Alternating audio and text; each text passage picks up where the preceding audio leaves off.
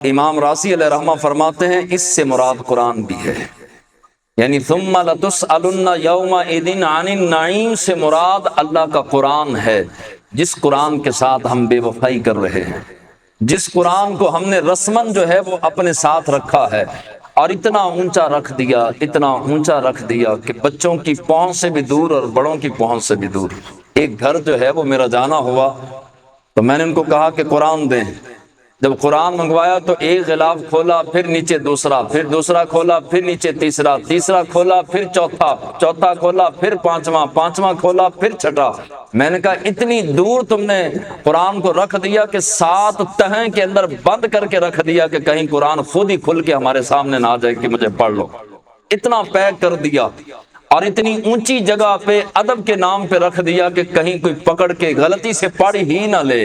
یہ تو میرا اور آپ کا حال ہے کہ ہم نے قرآن مجید کے ساتھ کیسی بے وفائی کی۔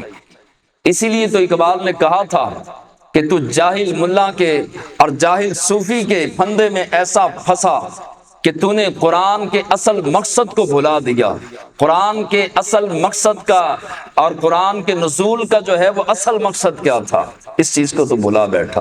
قرآن کا اصل مقصد تو یہ تھا انسان کو زندگی کا نور دینا، انسان کا رشتہ، مسلمان کا رشتہ اپنے رب سے جوڑنا، اور زندگی کا حسن و وقار دینا اور نکھار پیدا کرنا۔ یہ قرآن کا مقصد تھا۔ ہدایت کی کتاب ہے، الف لام میم ذالک الکتاب لا ریب فیہ، یہ وہ کتاب ہے جس میں شک کی گنجائش ہی نہیں۔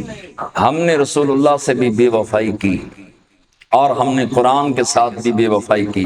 حضرت سہل بن تستری فرماتے ہیں آپ جنگل میں رہا کرتے تھے۔ کسی نے کہا کہ جناب آپ جنگل میں دن رات رہتے ہیں، یہیں کھاتے ہیں، یہیں پیتے ہیں، یہیں رہتے ہیں، کبھی شہر آئیں، آ کر کے شہر دیکھیں کتنی رونقیں ہیں، کتنے کمکمے ہیں، اور کتنے سجے بازار ہیں، بازاروں کی رونقیں آ کے دیکھیں، کبھی جنگل سے باہر تو نکلیں، یہاں تنے تنہا رہتے ہیں، آپ شہر میں آئیں، آپ کے مزاج کے لوگ بھی آپ کو ملیں گے۔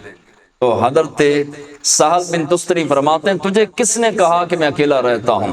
جب میرا دل کرتا ہے میں اپنے پروردگار سے باتیں کروں، رب سے باتیں کروں، جب اس سے باتیں کرنے کو دل کرتا ہے تو اللہ اکبر کہہ کے نماز کی نیت کر لیتا ہوں۔ جب اس کی باتیں سننے کو دل کرتا ہے تو قرآن کھول کر سورہ رحمان اور یاسین اور سورہ ملک شروع کر دیتا ہوں۔